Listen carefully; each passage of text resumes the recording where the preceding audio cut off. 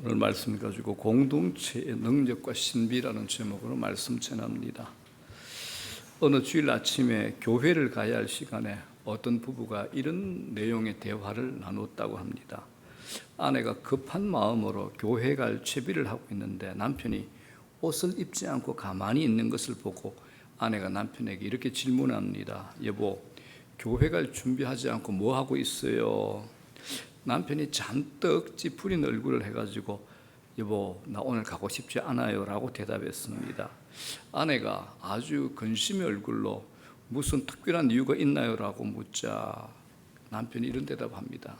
그래서 교회 가고 싶지 않는 세 가지 이유가 있는데, 첫 번째, 사람들이 너무 쌀쌀맞고 사랑이 없는 것 같소. 두 번째는 아무도 나를 좋아하는 사람이 없어서 가기 싫고, 셋째는 그냥 가기 싫소. 이렇게 말을 하더랍니다. 그 말을 들은 아내가 하지만 당신이 교회에 꼭 가야 하는 세 가지 이유가 있어요 라고 이렇게 얘기를 합니다. 첫째, 성도들의 마음이 그래도 따뜻해요. 두 번째는 그래도 교회에 당신을 좋아하는 사람들이 몇 있지요. 셋째는 무엇보다 당신이 그 교회의 담임 목사님이기 때문이에요. 빨리 옷 입으세요 라고 이제 했답니다.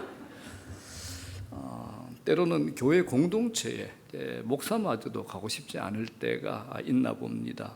자, 그럼에도 성도들에게 교회 공동체는 피할 수 없는 곳입니다. 우리가 예수 믿어 신자가 된 순간부터, 그리스도인이 된 순간부터 자동적으로 교회 공동체의 일원, 가족이 됩니다.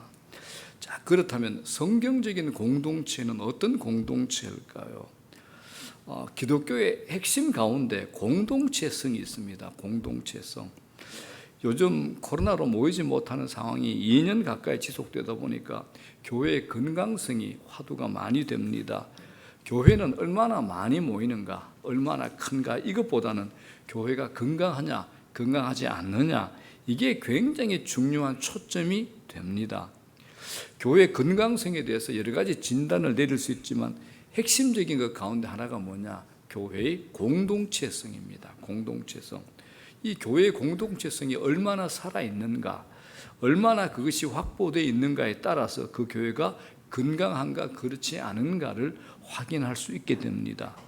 교회는 기업체하고 다르죠. 교회는 세상의 조직과는 다릅니다. 근본적으로 다른 성격을 가지고 있습니다. 오늘 우리가 보는 이 에베소서는 바울이 에베소 교회에 보낸 편지입니다. 서신이죠. 여기서 바울이 교회를 어떻게 표현하고 있는가? 그리스도의 몸이라고 비유합니다. 12절에 이렇게 되어 있죠. 이는 성도를 온전하게 하며 봉사일을 하게 하며 그리스도의 몸을 세우려 합니다. 그리스도의 몸이라고 합니다. 그리스도의 몸. 자, 그래서 몸이라고 표현한 것, 이걸 잘 이해하는 것이 교회 신앙생활에 매우 중요합니다. 우리가 교회를 다니지만 교회를 잘 모르고 다니면 혼선이 생겨납니다. 교회가 무엇인지를 잘 모르기 때문에 갈등이 생겨서 스스로 시험에 드는 경우가 참 많죠. 오늘 바울이 교회를 그리스도의 몸이라고 하는 이 몸, 인체를 우리가 이해할 필요가 있습니다. 사람의 인체는 신비롭습니다. 인간의 몸은 수많은 신체 기관들이 오묘하게 서로 연결되어 있습니다. 신랄 같은 수많은 신경세포 조직이 거미줄처럼 온몸에 연결되어 있죠. 혈관을 통해서 혈액이 온몸 곳곳에 쉬지 않고 돌고 있습니다. 또 크고 작은 뼈들이 서로 기가 막히게 연결되어 있습니다. 무엇보다도 내 척추, 우리 척추를 중심으로 많은 내장 기관들이 매달려서 제각기 활동하고 있습니다. 아주 오묘하죠. 이 몸 전체를 이해할 때 이제 중요한 개념이 하나 있는데, 그게 뭐냐 하면 바로 유기적인 연합이라는 겁니다. 유기적인 연합. 유기적인 연합이 뭐냐? 분리할 수 없다. 분리할 수 없다라는 겁니다. 긴밀하게 연결되어서 상호 교류를 하면서 생명을 유지하고 있다라는 겁니다. 뗄래야 뗄 수 없는 거죠. 바울이 교회를 그리스도의 몸이라고 표현할 때 우리의 관계를 그렇게 표현합니다. 각 지체라는 거죠. 자, 이 말씀대로 우리가 교회에서 홀로 신앙생활하는 거 불가능합니다. 나 홀로 독립 개체로 신앙생활을 한다는 것은 불가능하다는 것이 됩니다. 우리가 구원은 1대1 하나님과의 관계에서 믿음으로 받으면 됩니다. 자, 그러나 그 이후 교회 공동체 일원이 되었다면 홀로 떨어져 신앙생활을 한다는 것 불가능합니다. 그래서 신학적으로 무교회주의, 신학적으로 큰 오류가 있습니다. 우리의 성숙에 아주 큰 오류가 있습니다. 여러분, 손가락에 난 상처가 고통을 준다고 이 손가락을 잘라버리진 않잖아요. 고통 준다고, 그죠? 잘라버리진 않죠. 약을 바르고 낫도록 해줍니다. 그 이유가 뭡니까? 어떤 것도 독립적이지 않기 때문에 그렇습니다. 자, 이런 관점에서 교회 공동체가 그리스도의 몸이라고 할 때 우리가 서로 배타성을 가지면 안 됩니다. 안 됩니다. 너는 너, 나는 나. 절대 안 됩니다. 관계를 단절하는 칸막이가 있어서는 안 된다라는 거죠. 벽이 없어야 됩니다. 이게 성경적입니다. 이게 신학적이고 이게 성경이 우리에게 얘기하는 겁니다. 세대, 나이, 지역, 학력, 남녀 차이, 이런 벽이 허물어지는 곳, 칸막이를 거두어내는 곳이 바로 교회라는 겁니다. 모두가 다 어울릴 수 있어야 되고 배타성이 없어야 됩니다. 이게 성경적입니다. 바울이 교회에 보낸 편지를 보게 되면 공동체 안에서 받아주는 것, 용납을 아주 강조합니다. 용납을 아주 결론적으로 강조합니다. 에베소 교회에 보낸 편지, 오늘 4장 1절 한번 볼게요. 1절 2절. 자, 다 같이 한번 읽어보겠습니다. 시작. 그러므로 주 안에서 갇힌 내가 너희를 권하노니 너희가 부르심을 받은 일에 합당하게 행하여 모든 겸손과 온유로 하고 오래 참음으로 사랑 가운데서 서로 용납하고. 여러분들은 이 말씀 중에서 제일 중요한 말씀 한 단어가 뭐라고 생각합니까? 용납입니다. 용납입니다. 여러분은 주님의 부름을 받았으니 부르심에 합당한 일을 하십시오. 그러면서 합당한 일의 최종적인 성품이 뭐죠? 받아주는 겁니다. 용납하는 것이라고 얘기합니다. 용납입니다. 그렇게 중요합니다. 이제 에베소 교회에 보낸 편지가 에베소서죠. 자, 바울이 똑같은 내용으로 골로새 교회도 또 보냅니다. 자, 골로새서 한번 보겠습니다. 3장 다 같이 읽어보겠습니다. 시작. 그러므로 너희는 하나님이 택하사 거룩하고 사랑받는 자처럼 긍휼과 자비와 겸손과 온유와 오래 참음을 옷 입고 누가 누구에게 불만이 있거든 서로 용납하여. 무슨 단어가 제일 중요할까요? 용납입니다. 우리는 불만이 있으면 차버리잖아요. 그죠? 시끄럽다, 입 다물으라 그러고 나 안 만나면 되지. 관계 단절하는데 성경은 뭐라 그럽니까? 불만이 있거든 용납하라 그럽니다. 용납입니다. 골로새 교회 성도들이요, 동일하게 화미교회 성도들이요, 하나님의 택함을 받은 부르심의 백성들처럼 긍휼과 자비와 온유와 겸손과 오래 참으며 옷을 입으십시오. 무엇보다 공동체 안에서 제일 시비거리가 많이 되는 불만에 대해서 용납하십시오. 불만이 있어도 불만 있는 사람을 만나더라도 들어주고 받아주고 용납하십시오 라고 권면합니다. 이게 교회론입니다. 이게 기독교 교회의 공동체입니다. 여기서 똑같잖아요. 받아주는 것, 용납하는 것, 이걸 또 강조하는 겁니다. 이 시대에 가장 큰 상처가 되는 게 뭘까요? 거절감이죠. 거절감. 가정에서 부모로부터 받아들이지 않는다는 감정을 느낄 때 굉장히 큰 상처가 되잖아요. 직장이나 어떤 공동체에서든지 타인이 어떤 공동체에 받아들이지 않는다는 그런 거부감, 거절감을 느낄 때 소외감이 벼락같이 찾아옵니다. 이게 외로움, 우울감으로 변하게 되는 거죠. 그래서 교회는 다 받아주셔야 됩니다. 이단이 아닌 이상 내가 예수다, 이거는 받아줄 수 없잖아요.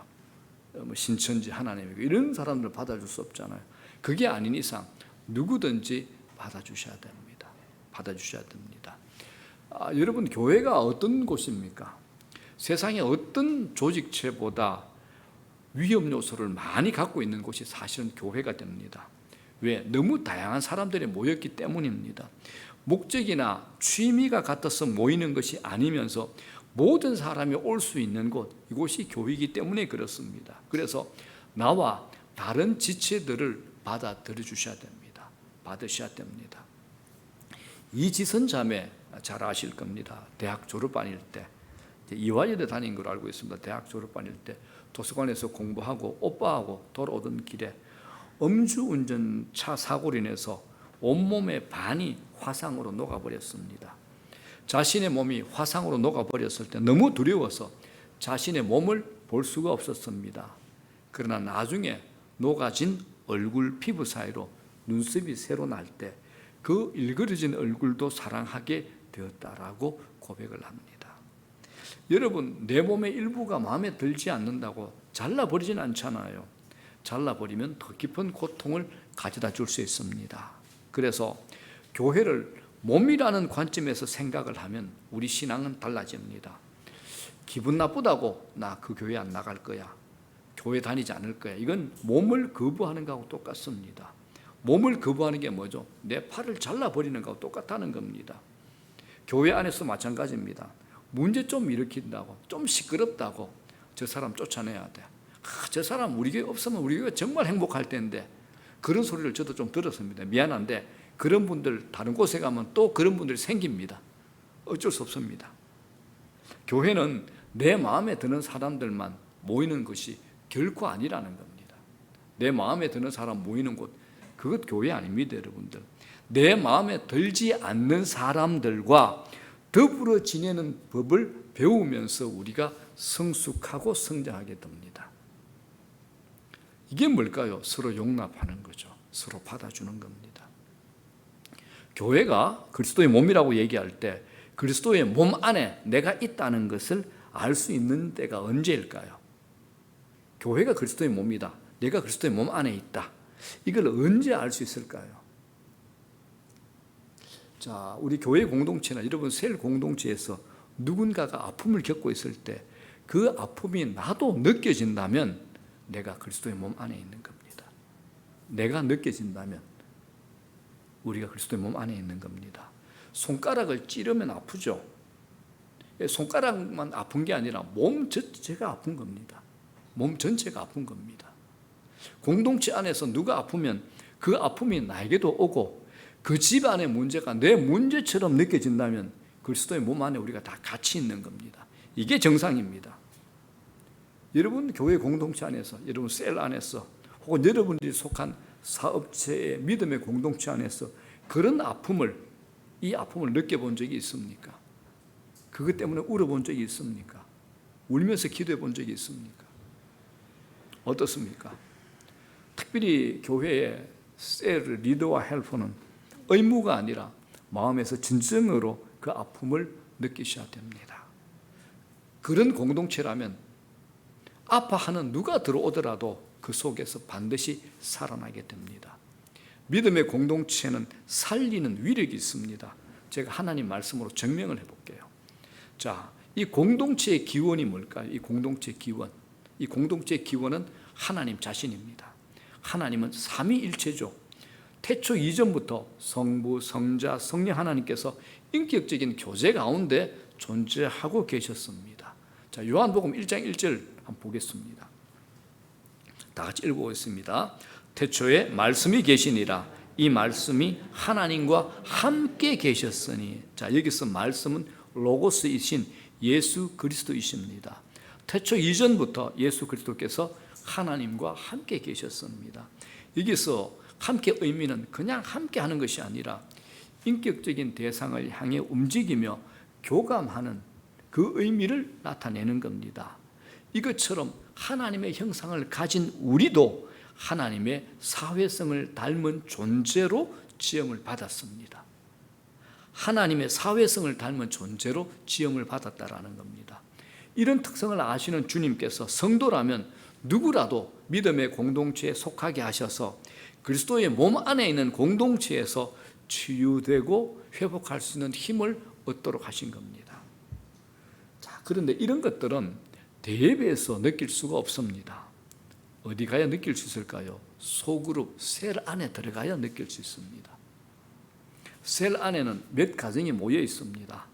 만약 어떤 집안에 환자가 생긴다 그러면 누구나 그 얘기를 듣고 느낄 수 있습니다. 같이 기도하고 관심을 가지고 필요한 것을 돕죠. 부족한 성도들이 눈에 띄면 부족한 사람들을 내치고 외면하고 관심을 안 두는 것이 아니라 곁에 두고 돌보면서 섬기는 가운데 그도 자라게 하고 그 섬김을 통한 나도 성숙하고 자라게 된다는 겁니다. 그렇게 하도록 하나님께서 붙이신 겁니다. 그리스도의 몸 안에 있으면 몸 안에서 상처받은 영혼들이 치유가 되는 놀라운 신비의 경험이 교회 공동체 안에 숨겨져 있습니다. 그리스도의 몸 안에 있기 때문에 자연스럽게 치유가 일어나는 겁니다. 아시겠습니까? 이게 공동체 위력입니다. 그리스도의 몸 안에 있기 때문에 우리 다 같이 공동체만 걸치고 있으면 자연스럽게 치유가 일어나는 겁니다. 바울은 그래서 교회를 뭐로 봤느냐? 생명체로 봤습니다. 교회는 생명체입니다. 그 안에 엄청난 힘이 있는데 치유, 회복, 성장, 성숙의 힘이 있다라는 겁니다. 어떤 생명체든지 생명은 자라는 기쁨이 있습니다. 피덩이 같은 아이들이 자라고 말을 하고 뛰어다니고 공부하는 것, 신비로운 일이잖아요. 조그만 씨앗을 심었는데 싹이 돋아나고 자라서 꽃을 피우고 열매를 맺는 것, 너무나 신비한 일입니다. 이건 생명의 힘이 되죠. 바울은 교회를 이런 생명체로 본 겁니다. 생명체는 끊임없이 자라가는 역사가 일어납니다. 바울이 교회를 그렇게 우리에게 표현하고 설명하고 있는 겁니다. 교회가 성장한다. 이 말을 많은 사람들이 사람이 많은 곳으로 많이 모이는 것으로 표현하는데 절대 그렇지 않습니다. 자, 우선 생각해 보십시오. 예수를 믿는다는 게 뭡니까? 그리스도의 생명의 씨앗이 우리 안에 심겨진다는 거죠. 심겨진다는 거죠. 그런데 이 생명이 자라가는데 자라가는 생명체들이 실제적으로 교회 안에 모여서 유기적 관계 속에서 커져갈 때 그걸 자라간다라고 얘기합니다. 이게 어떻게 보면 눈에 보이지 않는 모습일 수 있습니다. 그러나 진정 영적 생명체는 영적으로 자라가게 되어 있습니다. 성장하고 성숙해 가는 거죠. 자, 성숙해진다는 목표가 뭘까요?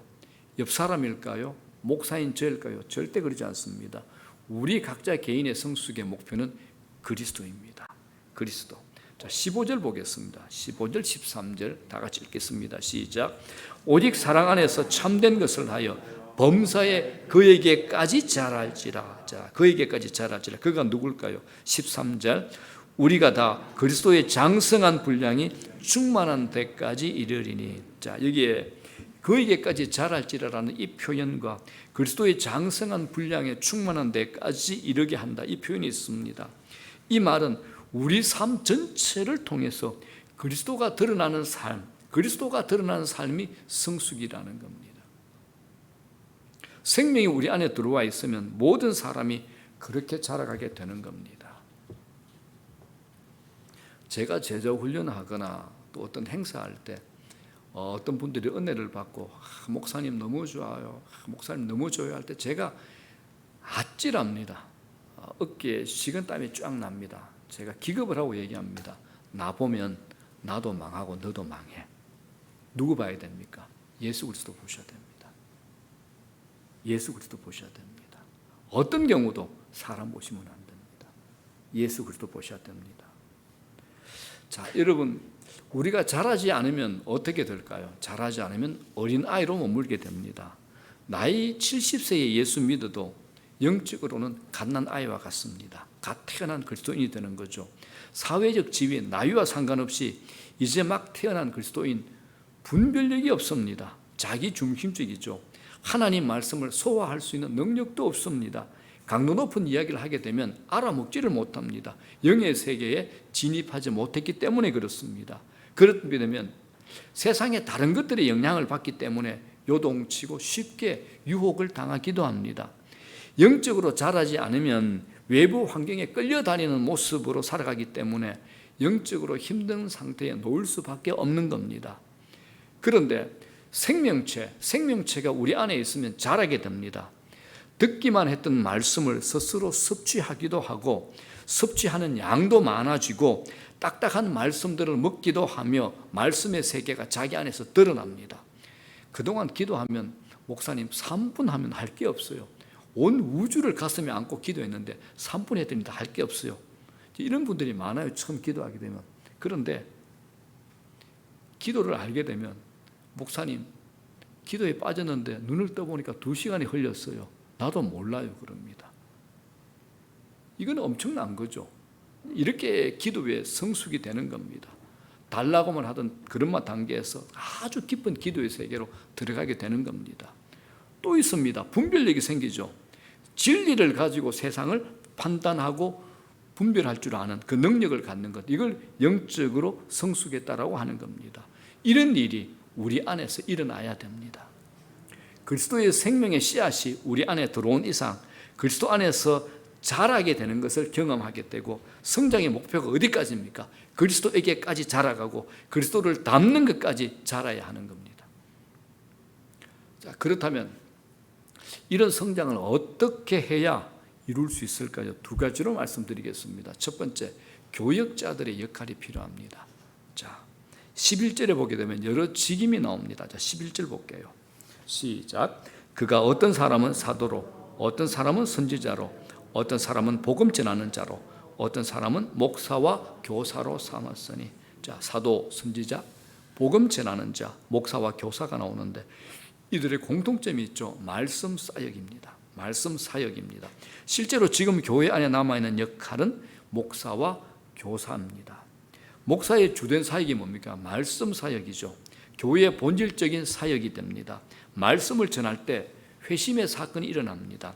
목사가 말씀의 통로의 역할을 하고 있기 때문에 그렇습니다. 말씀의 가르침이 잘 전달될 때 신앙이 성장하게 됩니다. 자, 이 목사의 역할을 12절에서 명확하게 이렇게 구분합니다. 목사의 역할 12절 시작. 이는 성도를 온전하게 하여 봉사의 일을 하게 하며 그리스도의 몸을 세우려 하십니다. 자, 성도를 온전하게 하며 봉사의 일을 하게 하는 것, 이게 목사의 사역입니다. 봉사의 일을 하게 한다는 말씀은 목사가 하는 것이 아니고 누가 하는 거죠? 성도들이 해야 하는 겁니다. 성도들이 실제적으로 사역의 주체가 되어야 되는 겁니다. 목사가 하는 일은 성도가 성숙하도록 하고 봉사의 일을 하도록 코칭을 하고, 실제적인 사역은 성도들이 하는 겁니다. 간혹 교회의 일은 목사가 하고 성도는 세상에서 돈 벌어야 한다, 이렇게 오해하는 경우가 있습니다. 그런데 성경은 그렇게 말하고 있지 않습니다. 사역의 모든 주체가 성도들이라는 겁니다. 모든 섬김의 일들을 목회자가 아닌 성도가, 평신도가 해야 된다라는 겁니다.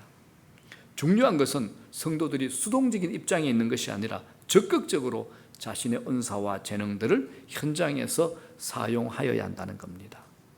성경이 말하는 봉사, 교회를 돕는다는 이 개념 아닙니다, 여러분.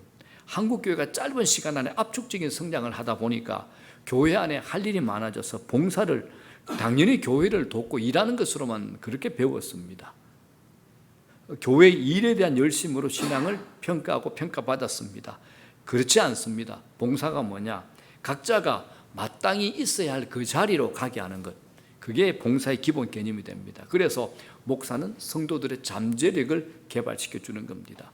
잠재력을 개발시켜 주고 그 사람이 마땅히 있어야 할 자리에서 해야 할 일을 하게 만드는 것, 이것이 목회가 됩니다. 목사 혼자서 다 하는 것은 성도가 해야 할 일을 가로채는 것이 됩니다. 자, 그런데 이렇게 봉사를 하려고 하면 훈련을 받으셔야 됩니다. 이 훈련 사역을 목사가 말씀을 통해 하는 겁니다. 자, 이렇게 하려다 보면 이제 성도들이 귀찮아하는 분들이 있습니다. 어떤 분들, 목사님 저 교회만 편안하게 다닐게요, 제발 저를 좀 내버려 두세요라고 하는 분들이 있습니다. 사람의 본성이 있죠. 편하게 내 방식대로 사는 것, 여기에 우리의 본성이 익숙해져 있습니다. 그런데 그 편한 대로 사는 방식의 열매가 온전하고 거룩한 것일까요? 어떻습니까? 절대 그렇지 않습니다. 인간 본성의 삶의 스타일은 거룩으로 쫓아가는 게 아니라 죄성에 끌려가는 겁니다. 죄성에 끌려가는 겁니다. 죄성에 이끌려가는 내 삶의 스타일을 고치려면 뭐가 필요할까요? 훈련이 반드시 필요합니다. 종교개혁자 깔뱅이 이것을 굉장히 강조합니다. 저는 훈련을 통해서 사람들이 변하는 것을 보았기 때문에 훈련이 아주 중요하다고 생각합니다. 기독교의 훌륭한 목회자들, 영성신학자들은 한결같이 얘기합니다. 하나같이 말씀합니다. 우리의 영성은 훈련이 반드시 필요하다고 얘기합니다. 저절로 절대로 만들어지지 않습니다. 수많은 사람들이 경험했고 지금도 경험하고 있음을 저는 보고 있습니다. 우리가 주일 예배만 드리고 집에 가면 그냥 편합니다. 훈련 받으러 가면 이게 못마땅하게 보일 수 있습니다. 그러나 이런 훈련의 과정을 거치지 않으면 우리가 성도로 세워져 가기가 어렵다라는 겁니다. 온전한 그리스도인으로 성장하기 위해서 마땅한 훈련 안으로 들어가셔야 됩니다. 성도 편에서 좀 더 강한 훈련을 시켜달라고 요구하는 것이 오히려 더 맞습니다. 이분들은 맛을 본 겁니다. 제자 훈련하는 대부분의 사람들은 마치는 시간 아쉬워합니다. 지금도 또 한 팀들, 몇 팀들이 끝날 시간이 됐는데 이제 끝날 때 좀 되니까 계속 저한테 질문을 던집니다. 분명히 얘기했던 것들 이 질문하고 저 질문하고 진도를 못 나가게 만듭니다. 저희 교재가 12주로 끝납니다. 근데 제가 52주를 하거든요. 1년을. 그리고 어떤 반들은 60주를 하는데 이제 지금 얘기합니다. 한결같이 마칠 때 되면 그럽니다. 목사님 이거 안 마치면 안 돼요. 제가 또 하면 안 돼요. 우리 끝나고 어떻게 피드백 받죠? 한결같이 얘기합니다. 여러분 이거 제가 해서 그런 거 절대 아닙니다. 제가 그런 실력도 없고 저는 그런 능력 없습니다. 결론이 뭐냐? 하나님 말씀이기 때문에 성령께서 우리를 그렇게 만지고 다루시고 말씀하시기 때문에 저절로 그렇게 되는 겁니다. 교회 안에서 훈련받으며 영적으로 자라가게 될 때 한 사람 한 사람이 백의 목, 천의 목을 감당하게 됩니다. 내 안에만 만들어져 있는, 내 안에 갇혀져 있는 하나님 나라가 내 바깥으로, 내 이웃으로, 내 형제들에게 세상으로 확장되는 겁니다. 그래서 목사는 성도가 영적으로 잘 자라도록 도와주고 봉사일을 잘하게 하도록 해야 합니다. 중요한 게 있습니다. 그리스도 안에 있는 모든 성도들은 반드시 영적으로 자라가야 됩니다. 영적으로 성장하셔야 됩니다. 이건 선택의 문제가 아닙니다. 이건 필수입니다. 자, 두 번째입니다. 이 성장은 공동체를 통해서 이루어집니다. 신앙 성장 결코 개인적인 열심으로 해결되지 않습니다. 관계를 통해서 이루어집니다. 관계를 무시하면 안 됩니다. 신앙은 여러분 관계적입니다. 신앙은 관계적입니다. 자, 16절 말씀이 굉장히 중요한 말씀이 됩니다. 16절 다 같이 읽겠습니다. 시작. 그에게서 온몸이 각 마디를 통하여 도움을 받음으로 연결되고 결합되어 각 지체의 분량대로 역사하여 그 몸을 자라게 하며 사랑 안에서 스스로 세우느니라. 도움을 받음으로 연결되고 결합된다라고 합니다. 여러분 신앙은 혼자서 절대 잘하지 않습니다. 잘할 수 없습니다. 성도들 간의 관계 안에서 잘한다라는 겁니다. 내가 내 혼자 있으면 내 신앙이 좋은지 좋지 않은지, 내 신앙에 무슨 문제가 있는지, 어떤 신앙생활이 좋은 신앙생활인지 알 수 없습니다. 자기 자신이 누군지를 알지 못합니다. 잘할 수가 없는 거죠. 공동체 안에 있을 때 신앙이 성장해 갑니다. 우리가 신앙생활을 해왔던 모든 과정을 보면 그리스도의 몸 안에 속해 있을 때 서로 연결되고 결합되어서 주고받는 관계 안에서 우리 신앙이 자라왔습니다.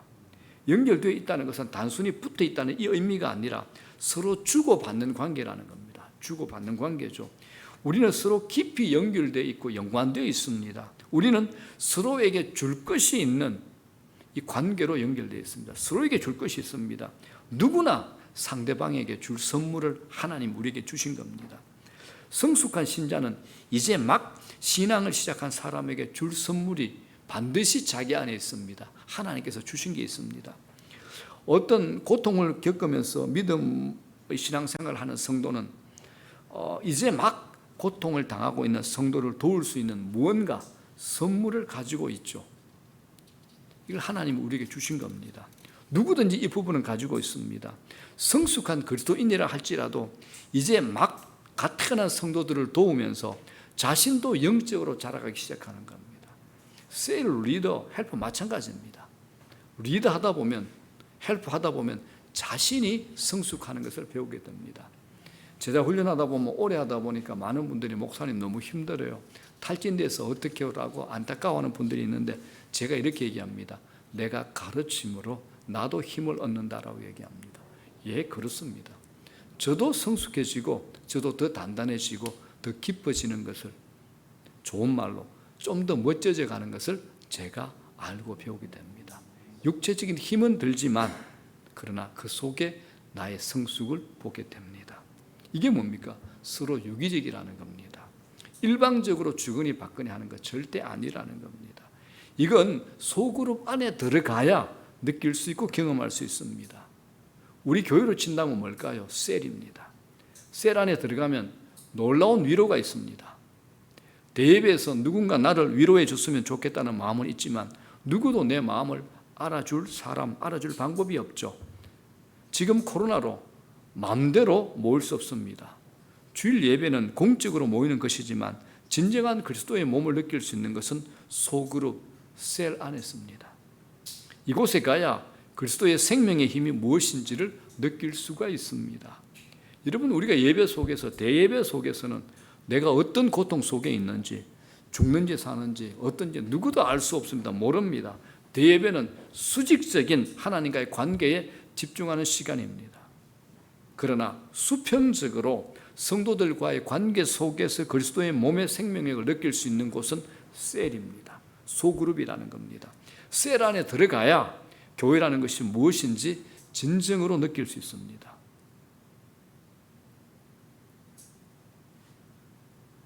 그 딱딱 소리가 어디서 나나요? 가끔 정신적, 영적으로 어려움을 겪는 분들의 공통점이 있습니다. 뭘까요? 공동체 기피하는 겁니다. 공동체 기피하는 겁니다. 공동체를 부정하는 사람들은 공동체 위력을 잘 모르기 때문에 그렇습니다. 자, 요한복음 끝부분에 기가 막힌 장면이 나옵니다. 예수님의 십자가 처형 장면이 자세히 나옵니다. 다른 복음서에 기록되지 않는 독특한 장면이 눈에 띄는데 예수님의 십자가에 달리실 때 그 곁에 4명의 여자분이 있죠. 어머니 마리아와 또 이모, 글로바의 아내 마리아, 또 막달라 마리아 4명의 여자가 있는데 그때 예수님이 어머니에게 뭐라 그럽니까? 여자여 보세요, 아들입니다 라고 하고 그 옆에 있는 자기 제자 요한에게 요한아, 이분이 네 어머니시다 라고 얘기합니다. 그때부터 요한이 뭘 합니까? 예수님의 어머니 마리아를 자기 집에 모시고 섬깁니다. 다른 제자들은 이제 제자니까 이제 그때 복음 전할 때 예수 믿는 사람들로부터 수많은 대접도 받고 조금 존경도 받았겠죠. 그런데 요한은 뭘 했습니까? 자기 집에서 예수님의 어머니 마리아를 섬기고 봉양을 합니다. 자, 이 부분은 생각할수록 신비롭고 놀랍습니다. 십자가의 상상을 초월하는 육체의 고통 속에서 자기의 어머니를 제일 먼저 생각했다는 것은 육신의 아들로서 자신의 의무와 도리를 다함을 잊지 않았다는 것, 그 효심이 십자가에 달린 극한 상황에서도 보여졌다라는 겁니다. 자, 이게 전부가 아니죠. 예수님에게는 육신의 동생들이 여럿 있었죠. 친동생, 혈육의 동생들이 있었죠. 자, 그렇다면 여러분 한번 생각해 볼게요. 이 어머니가 예수님의 어머니이기도 하지만 육신의 어머니이기도 하지만 다른 동생들은 진짜 어머니입니다. 그죠? 동생들이니까. 남겨진 어머니를 동생들에게 부탁하는 것이 정상 아닐까요? 그렇잖아요. 저희 형님이 있을 때 혹시 저 형님이 제 어머니보다 먼저 이제 뭐 미안합니다. 다 두 분 다 이제 소천하셔가지고 이제 돌아가실 때 어머니를 부탁할 때 동생이 저한테 부탁해야 되지. 갑자기 자기를 잘 따르는 뭐 회사 부하 직원한테 이대리 우리 어머니를 부탁한다. 우습잖아요. 그죠? 나한테 부탁해야지. 자, 그런데 예수님은 자기 어머니를 제자들에게 부탁을 했습니다. 자, 이 기막힌 광경은 우리에게 무엇을 보여주고 싶은 것일까요? 요한복음의 전문 신학자들이 이렇게 얘기합니다. 새로운 공동체를 보여주시는 거라고. 혈연과 육체의 공동체를 뛰어넘는 새로운 영적 공동체를 보여주시는 거라고 우리에게 가르치고 있습니다. 여러분, 주님의 이 마음을 이해하시겠습니까? 우리 이 공동체, 영적 공동체가 이렇게 파워가 있는 겁니다. 이렇게 책임을 가지고 있는 거고 능력이 있다는 겁니다. 신적 공동체라는 겁니다. 그래서 생명체로서 교회를 우리가 정확하게 이해할 수 있는 곳은 소그룹 셀입니다. 셀 안에 들어가면 내가 상상하지 못하는 어마어마한 그리스도의 생명이 흘러넘치고 있습니다. 소그룹, 셀과 같은 작은 공동체가 아니면 소속감을 느낄 수가 없습니다. 소속감이 없으면 연결되어 있다는 느낌이 없기 때문에 언제든지 분리가 가능하죠. 주일에 한 번 예배드리고 그 이상의 것에 연결되어 있지 않는다면 잠재적으로 교회를 떠날 가능성도 있습니다. 소속감이 없잖아요. 부담감 없이 다닐 수 있기 때문에 언제라도 떠날 수 있다라는 겁니다. 손, 발, 또 뇌, 또 배 모두 몸인데 이것이 떨어져 있다, 내 손이 떨어져 있다, 이걸 몸이라고 할 수 없잖아요. 몸에 붙어 있을 때만 내 손이고 내 발인 겁니다. 몸에 있다는 것을 경험으로 느낄 수 있는 곳이 바로 소그룹 셀이 됩니다. 여러분, 우리 각자 한 사람으로는 너무나 불완전하고 너무나 부족한 존재들입니다. 그래서 우리는 서로가 필요합니다. 바울이 쓴 교회에 보내는 서신이나 일반 서신서를 보더라도 자주 등장하는 단어가 서로라는 단어입니다. 서로 용납하여, 서로 용납하여, 서로죠. 우리는 신뢰가 많이 깨져 버린 세상 분위기 속에서 살아가고 있습니다. 어디에서도 참된 사랑을 느끼거나 서로를 깊이 신뢰하고 살아갈 환경이 아닙니다. 많은 사람들이 소외감을 가지고 살아가고 있습니다. 빈부의 격차가 커졌잖아요. 부자는 부자대로, 가난한 사람은 가난한 사람대로 격리되어 있습니다. 개인주의가 커져가고 있죠. 개인주의가 강화되면 공동체 의식이 희미해지고 약화됩니다. 그러나 하나님께서 가장 완벽하게 주신 환경이 뭐냐? 공동체입니다. 아담과 하와 하나님과의 관계도 공동체입니다. 그런데 죄로 인해서 이 공동체가 깨어졌습니다. 이 관계의 깨어짐에 대한 불행을 회복시키는 하나님의 아이디어가 뭐냐? 가정과 공동체입니다. 가정과 공동체입니다. 그런데 성경은 이렇게 얘기합니다. 가정보다 더 중요한 공동체가 교회 공동체라고 얘기합니다. 무슨 말일까요? 한번 들어보십시오. 교회 공동체라는 그리스도의 몸이 건강하게 살아있으면 우리가 개인적인 가정에서 어려움을 겪게 될 때, 위기를 맞게 될 때 건강한 그리스도의 공동체 안에 소속되어 있다면 언젠가는 회복될 수 있다는 겁니다. 그래서 저는 많은 분들에게 얘기합니다. 살다가 위기를 만날 때 고난을 당하더라도 공동체 떠나지 마라. 발만 걸치고 있으라. 반드시 회복되어 일어난다라고 얘기합니다. 수많은 사람들을 제가 봐왔습니다. 한결같이 얘기합니다. 그러면서 떠난 사람 미안합니다. 죽도록 지금 고생하고 있습니다. 제가 생생하게 봤습니다. 직장 생활도 해봤고 교회를 거쳤지 않습니까? 목회하고 있지 않습니까? 수많은 목회자들을 만나고 있지 않습니까? 어떤 경우에도 공동체 떠나지 마십시오. 힘들고 어렵더라도 이곳에 발을 걸치고 견디고 있다면 반드시 치유되고 회복되고 부흥이 됩니다. 하나님께서 하시는 겁니다. 그래서 그리스도의 몸, 이곳에 모인 우리들, 이건 그냥 모인 곳이 아닙니다. 이곳은 그리스도의 몸에 모였기 때문에 신적인 통치가 일어나는 곳이라는 겁니다. 신적인 통치가 일어나는 곳이 바로 교회 공동체입니다. 믿음의 공동체가 바로 신적인 통치가 일어납니다. 이 안에 신비한 힘이 일어나는데 이 안에 들어가게 되면 연약함, 문제투성, 이 모든 것이 치유되는 역사가 일어납니다. 일어나는 것이 정상입니다. 일어나는 게 신비하고 기적이 아니고 일어난 것이 당연합니다. 성경이 그걸 우리에게 얘기하고 있는 겁니다. 하나님께서 우리에게 주신 최고의 선물이 뭐냐? 그리스도의 몸된 공동체입니다. 하나님께서 일하실 때 다양하게 일하시지만 공동체 안의 관계를 통해서 일하십니다. 하나님의 사랑도 공동체 관계 안에서 경험하게 되는 거죠. 나 혼자서 사랑을 어떻게 느껴? 나 혼자서 어떻게 미워하는 사람을 용서하게 돼요? 혼자인데. 공동체 안에서 내게 대해서 불평을 가진 사람들, 내가 힘들어하는 사람 용서하고 받아들이게 될 때 더 깊어지고 더 넓어지지 않습니까? 교회를 그냥 다니시는 분, 저희 교회는 거의 없는데 만일 이 온라인을 통해서 예배드리는 저희 교회는 아니더라도 반드시 제가 권면드리고 싶습니다. 도전해 보시기 바랍니다. 처음 마음이 부담스럽긴 할 겁니다. 그러나 하나님은 공동체를 통해서 당신의 축복을 흘려보내시기를 원합니다. 공동체 안에 들어오셔야 됩니다. 주님이 얘기하셨죠. 두세 사람이 내 이름으로 모인 그곳에 함께 하시겠다고 약속하지 않으셨습니까? 나 홀로는 여러분 불가능합니다. 약간의 상처 받을 수 있지만 공동체 안에 들어가 서로 연결되어서 신앙생활을 하게 될 때 그 안에서 주시는 하나님의 놀라운 생명의 신비를 우리가 경험할 수 있습니다. 소그룹, 이 셀은 가장 작은 단위의 세포가 됩니다. 이 세포 조직이 건강하게 살고 건강하게 산 세포가 모인 교회가 건강한 교회입니다. 셀은 교회의 본질적인 사역이 됩니다. 교회의 건강성을 회복하는 교회의 생사가 이 셀에 달려 있습니다. 만일 여러분 우리 교회가 셀을 안 했다, 이 코로나 2년 동안 어떻게 할 뻔했습니까? 문중호 목사님과 저는 두 사람 죽었습니다. 맨날 하나님 앞에서 통곡하고 울고 있을 겁니다. 하나님 어떻게 하면 좋아요? 어떻게 하면 좋아요?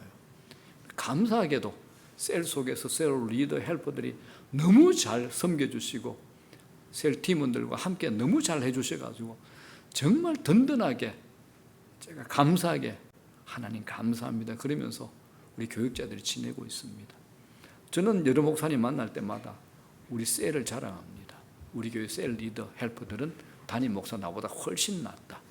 기도도 많이 하고 한 영혼 사랑할 줄 알고 한 영혼 가슴에 품고 기도할 줄 알고 눈물이 있는 사람들이다. 담임 목사 나보다 훨씬 낫다라고 자랑합니다. 그럼 이제 막 저한테 묻는 거죠. 목사님 어떻게 하면 되냐고. 해봐야 알지. 그럼 내가 설명한다고 되나요? 경험해봐야 알지. 해보시라고 얘기를 합니다. 여러분, 이 세포 조직, 이게 건강하게 살고 건강하게 산 세포가 이렇게 모인 교회가 건강한 교회가 되는 겁니다. 공동체 안에, 소그룹 셀 안에 모든 분들이 건강하게 자의적으로 기쁨으로 참여할 수 있으면 좋겠습니다. 기쁨으로 참여하는 겁니다. 서로 주고받는 관계 속에서 영적으로 성장하는 겁니다. 풍성해지는 거죠. 그래서 주님의 이 몸된 교회가 다음 세대까지 건강하게 물려주는 은혜가 이 교회 안에 있게 될 겁니다. 화미교의 모든 셀들 뿐만 아니라 모든 믿음의 공동체들이 강력하게 활성화되고 그 안에서 그리스도를 경험하고 서로 연결되어 생명을 주고받는 건강한 몸이 되어 다음 세대까지 책임지는 은혜가 있기를 주 예수 그리스도 이름으로 축원합니다.